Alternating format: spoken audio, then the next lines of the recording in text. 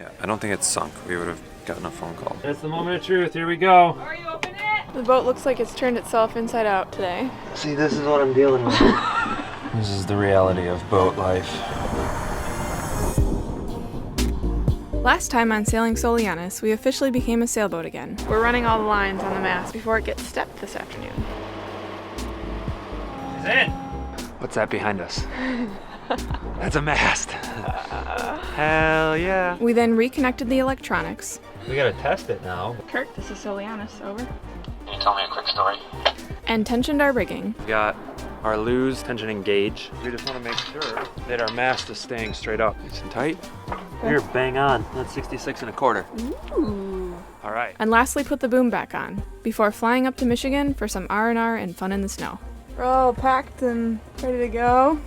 Ready to do some sledding?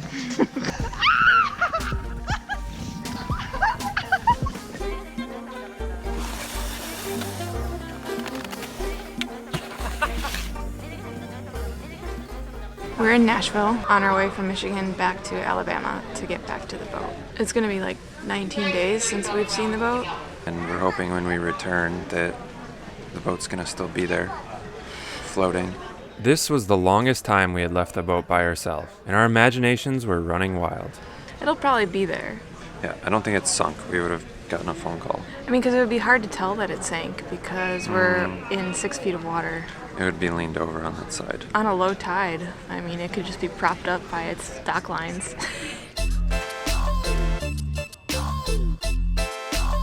Kirk, Yo. we're almost to the boat. Yeah. I'm nervous. Is your heart pounding? A little bit. Oh, it's still afloat. Is it? Is it floating? It's floating! Don't fall in. Ah! Oh, it's still there. Doesn't look like anything's too amiss. Okay, let's go inside. Okay. Wow. That was a good one. That was risky. Yeah.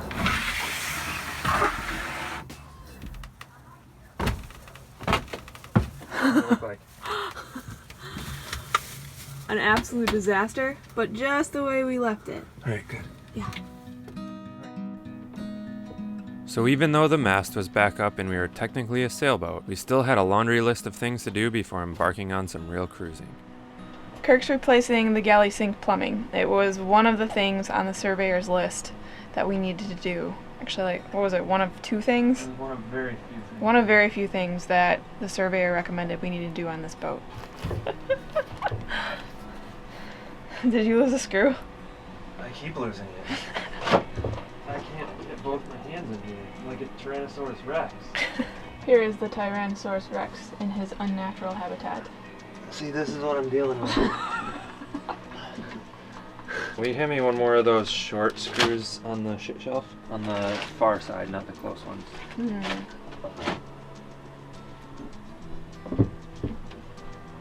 Thank you. Mm-hmm. Oh! I just set down the screw you handed me. Is it gone? I don't know. I don't know where it went. Look at that brand new plumbing. Just tightening everything up. And it's the moment of truth. Here we go. Are you open it? Yeah. Ready? Yeah. Oh, that's disgusting. Oh my god, how far does it go? All the way up to our sink? Well, we are kind of healed over right now. Oh, that's so gross. Ew, Mobile Bay, you're disgusting. Leaks? I don't see any yet. See any leaks? No. We were leak-free and good to go. One project down. Then it was on to getting the sails back up. So we want these safety rings to be at the bottom of our sail track. I don't know what these things are called, cars, I guess. If it were flipped around and our safety ring fell off or broke, then our pins would drop out and we'd lose our cars that attach our sail to our mainsail track. So we're going through, and as we're what is it called when you bend on the sail? So we're rebending our mainsail. Really? That's what you call it? Yeah, that's what you call it. We're just making sure that those are flipped the right way.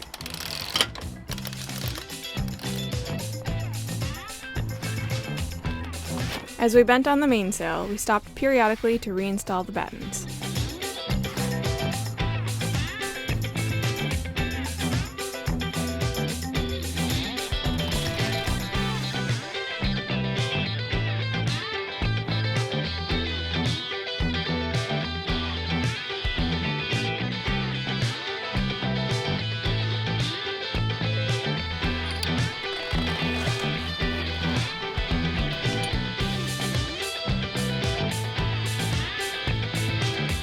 And we added some more sound deadening and insulation to the engine room.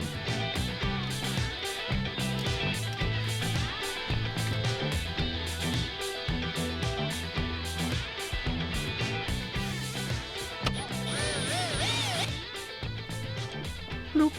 Nice and flush.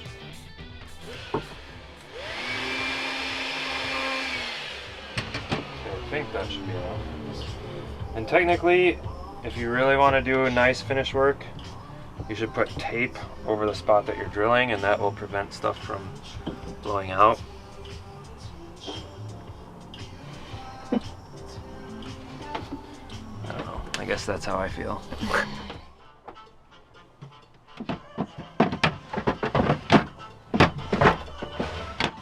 I think it looks good, Kirk. Show me what you got out here. Oh, I'm so excited! We got a heater. We've been without a heater for about 4 nights now. And Roughly. It's been freezing cold, and every morning we wake up with rain coming down on us from condensation at the V-berth. So, this is awesome. And then we got this sweet non-stick frying pan because our old Teflon pan was totally deteriorating and falling apart, and every time we tried to make scrambled eggs with like 3 eggs, we'd ended up with 1.5 eggs. Breakfast is gonna be amazing tomorrow. Clamps are coming off.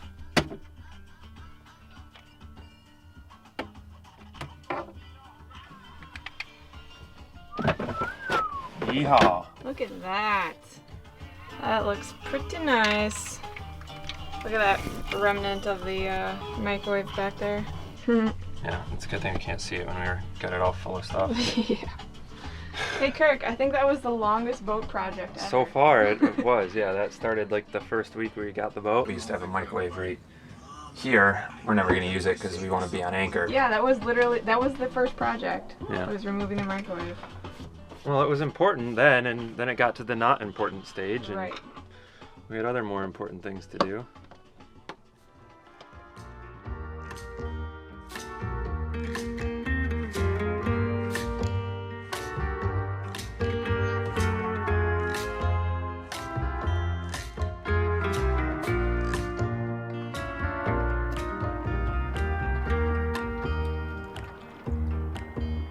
I just had the sandpaper out. Do you know where that went off to? Oh, I didn't even see you take it out. The boat looks like it's turned itself inside out today. It's the first day in probably a week that we've had above freezing temperatures. What's the weather been like the last week? Arctic. Today it's what? It was 53 when we just looked. Yeah. Is the high for like an hour. We'll take it. Yeah. Be out here in knee socks and shorts. That's why the boat looks like it does. We've completely emptied the V-berth and we're letting everything dry because it's just constantly damp down around the mattress and our blankets and stuff. So we're getting a good air out today. What other projects are we doing? Right now? Yeah. Well, right now I just cut a finger hole into our V-berth hatch. We sanded down the V-berth hatch woodworking so that we could varnish it. Inflated the dinghy, pulled out all the chain and anchor so that we could put a pass-through pipe in our chain locker to go down below the V-berth so that we could move some of the chain weight aft. We want to put a piece of PVC in between the two so that we can pull it through easily. Because right now it's just going through a drain line where the chain is wet. It drains water down, but it's not quite big enough. So It's also running right over the ground wire. So we're putting this PVC pipe We through wanna the protect bulkhead so the chain can run through it. Si, senor. That is in the midst of our giant electrical project, which has forced everything out of the quarter berth and shoved into the pilot berth.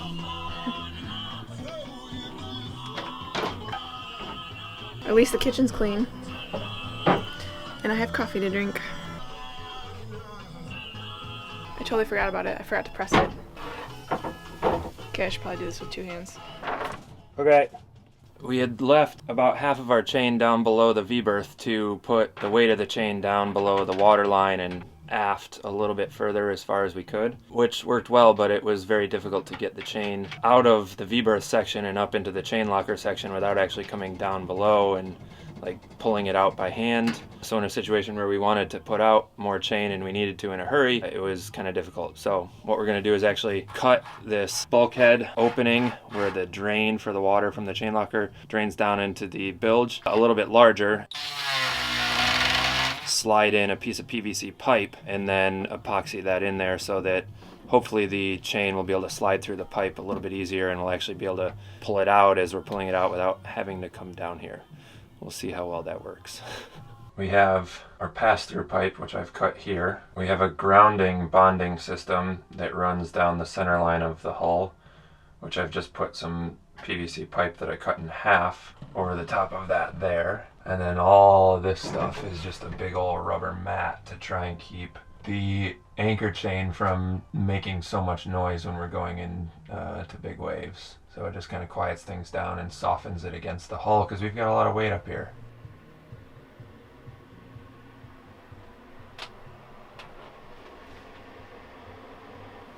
This is the reality of boat life. You have big plans for the day. You start one project and realize you have 3 more you have to do before that project, and then you get none of them done. It's pretty overwhelming sometimes. And so then we're left living inside of a construction zone, hardly able to move through the boat.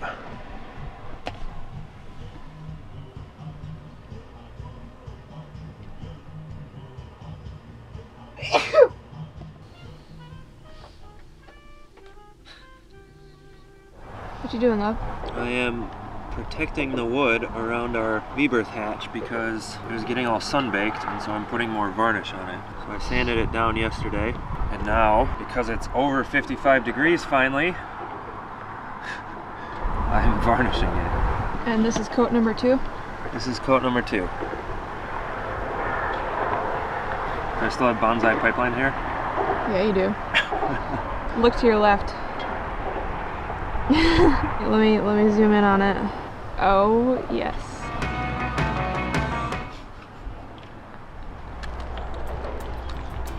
So, we're going on a sunset hunt. Yeah, we're gonna have to hunt for it too. We are gonna go up there. Gotta lean into it.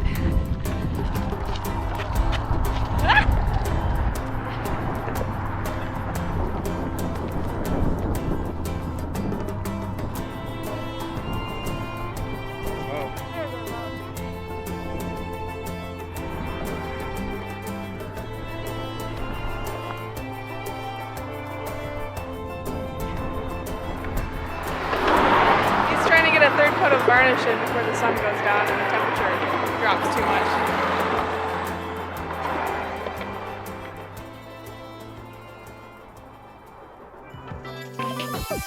Difference as well as it's going to help with the furling as it comes in. And so instead of pulling you forward, it's now just heeling you over. You do that, I'm gonna drink a beer.